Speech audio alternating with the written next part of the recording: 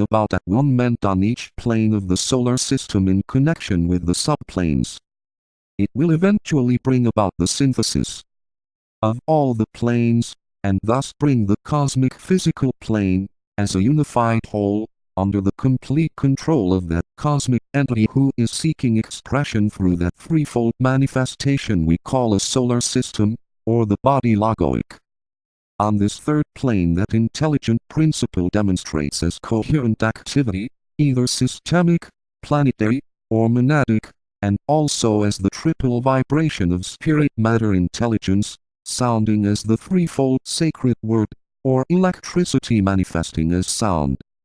We have here an interesting sequence or inversion, according to the angle of vision, involving the planes as we know them. Electricity as vibratory impulse. This causes the aggregation of matter, and its activity within certain bounds, or its awakening to activity within the solar ring bas knot. This is the first syllable of the sacred word. Electricity as light, causing spheroidal objectivity. This is the birth of the sun. It covers the enunciation of the second syllable of the sacred word. 125 Natural man, seeking to bring the natural man to concern himself with the things of his immortality.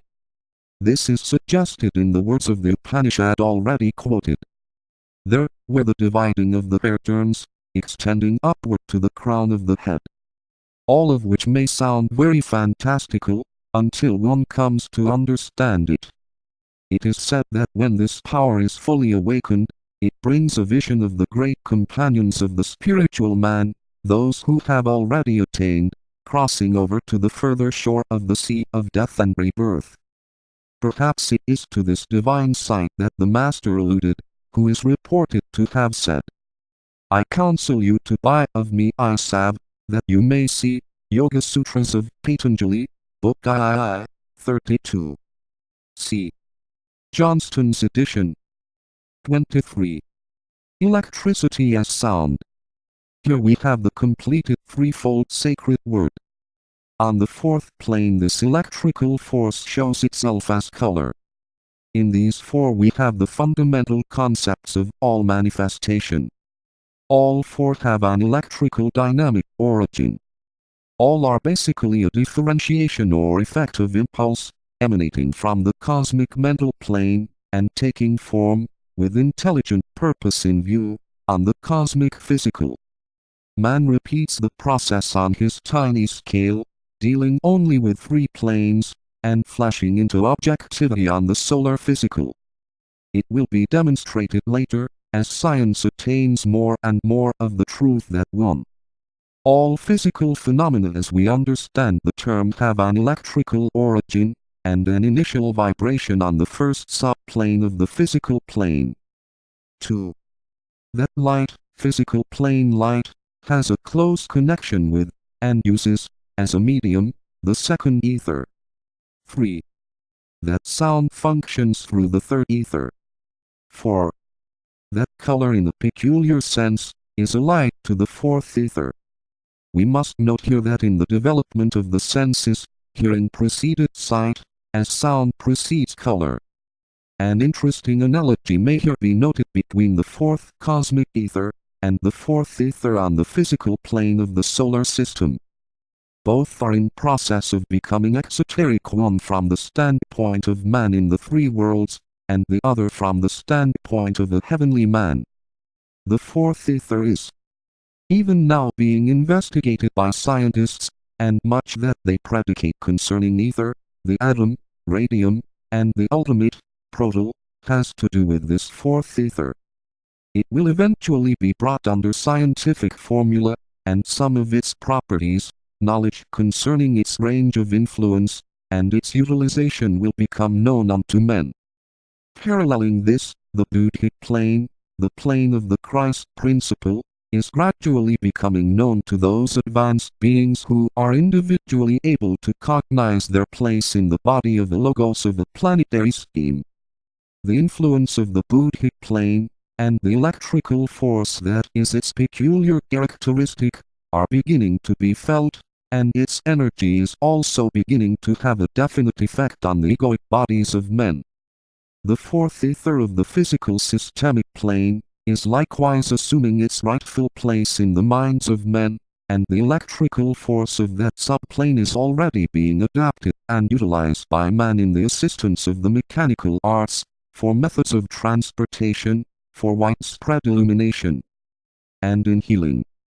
These four adaptations of electricity: 1. For mechanical uses, 2. For transportation, 3. For illumination, 4. In healing, are but the working out on the physical plane of paralleling utilization of Buddhic electrical force. It might here be asked, why color primarily is spoken of as the Buddhic manifestation of electricity? We are employing the word color here in its original and basic sense as that which veils. Color veils the sevenfold differentiation of logoic manifestation and, from the angle of vision of man in the three worlds, can be seen only in its full significance on the Buddhic plane. All fire and electrical display will be seen to embody the seven colors. Again, another correspondence between the fourth cosmic ether and the fourth physical ether lies in the fact that they are both primarily concerned with the work of the great builders, bearing in mind that they build the real body of the Logos in etheric matter. The dense physical vehicle is not so much the result of their work as it is the result of the meeting of the seven streams of force, or electricity, which causes that apparent congestion in matter that we call the dense physical planes. The three lower subplanes. This apparent congestion is, after all, but the exceeding electronic activity or energy of the mass of negative atoms awaiting the stimulation that will result from the presence of a certain number of positive atoms. This needs to be borne in mind. The work of evolution is based on two methods and demonstrates as involution, wherein the negative electrons of matter preponderate. The percentage of these feminine electrons is one of the secrets of initiation and is so vast during the involutionary stage that the rarity of the positive atoms is very noticeable. They are so rare as only to serve to keep the mass coherent. Evolution, wherein, due to the action of manas, these negative atoms become stimulated and either dissipate back into the central electrical reservoir, or merge in their opposite pole, and are consequently again lost. This results in synthesis, homogeneity, the rarity instead of the density of matter.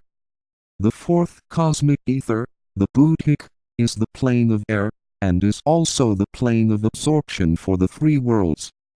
This rarefication of dense matter, as we know it, simply means that at the close of the evolutionary process it will have been transmuted and be practically, from our point of view, non-existent. All that will be left will be the positive atoms, or certain vortices of force which, having absorbed the negative, will demonstrate as electrical phenomena of a form inconceivable to man at his present stage of knowledge. These vortices will be distinguished by 1. Intense vibratory activity. 2. The predominance of one certain color, according to the quality of the etheric display, and its source. 3. Repulsion to all bodies of similar vibratory rate, and polarity.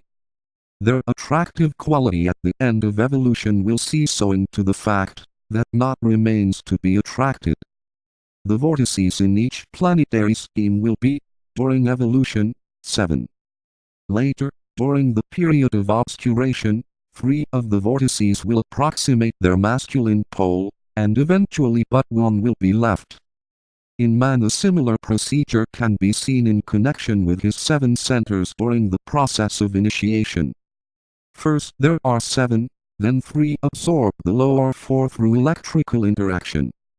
We are here viewing the subject wholly from the point of view of our present discussion.